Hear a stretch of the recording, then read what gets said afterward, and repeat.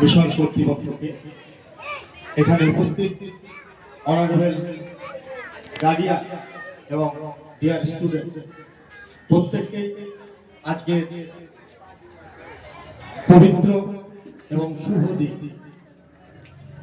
ভারতবর্ষের আজ থেকে 1950 সালের এই দিনে আমাদের যে অধিকার, শিক্ষার অধিকার, বিভিন্ন যে অধিকার, যে ভারতবর্ষ যার উপর দাঁড়িয়ে আছে সংবিধান, সেই সংবিধানের শুভ সূচনা আজকে নিশ্চয়ই যথাযথ মর্যাদায় এখানেও সাধারণতন্ত্র দিবস উদযাপিত হয়েছে। এই মিশন কর্তৃপক্ষকে আমাদের বিদ্যালয়ের পক্ষ থেকে, নূরপুর পঞ্চানন পাইক স্মৃতি বিদ্যালয়ের পক্ষ থেকে এবং আমার পক্ষ থেকে আন্তরিক অভিনন্দন ও শুভেচ্ছা জানাই। শুভেচ্ছা জানাই আমাদের একেএম সাহেব, কৌশল যারা আছে তাদেরকেও আন্তরিক অভিনন্দন ও শুভেচ্ছা। আমি মনে করি এই যে একেএম সাহেব যেখানে মিশন একটি মিশন পরিচালনা করছেন,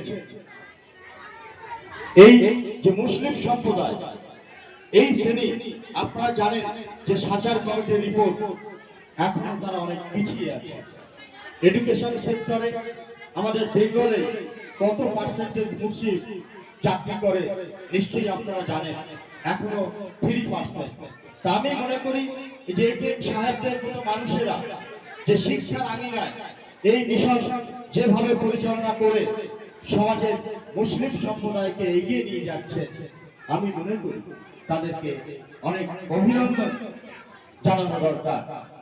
এবং খুব সুন্দরভাবে আমার বিদ্যালয়ের সঙ্গে ওনারা জড়িত আছে, খুব সুন্দরভাবে এই মিশনকে ওনারা পরিচালনা করে।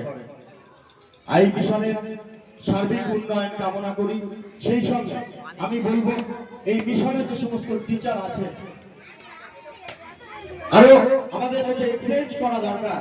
অনেক যোগ্য টিচার এখানে আছে, অনেক গার্ডিয়ান হয়তো ভাবতে পারেন যে উনি তো শিক্ষক চাকরি করেন না, কিন্তু আমি মনে করি যাদের আমি চিনি বা জানি বা আমি দেখেছি চাকরি পাওয়ার তারা যোগ্য, কিন্তু পরীক্ষা কোথায় হচ্ছে। তাই আমি বলবো এই মাস্টারমশাইরা আমাদের বিদ্যালয়ে যদি একেএম সাহেবকে আমি বলবো যে টিচার এক্সচেঞ্জ করার জন্য, যে আমার বিদ্যালয়ের শিক্ষক তারা সরকারি বিদ্যালয়ে পড়ানোর ক্ষমতা রাখেন এখানে যারা আছে, তাই আমাদের বিদ্যালয়ের শিক্ষক এখানে যদি মনে করে মাসে একদিন বা দুদিন তারা এসে লেসন দিয়ে গেল, এবং এখানকার যারা টিচার আছে আমাদের বিদ্যালয়ে তারা তাদের লেসন দিয়ে যাবে। এই এই এক্সচেঞ্জ টিচার যদি এক্সচেঞ্জ হয়, ভিউজ যদি এক্সচেঞ্জ হয়, তাহলে অনেক দেখবেন আরো ছেলে মেয়েদের স্বার্থে অনেক আরো ভালো হবে। এবং সর্বোপরি ছেলে মেয়েদের সার্বিক মঙ্গল কামনা করি।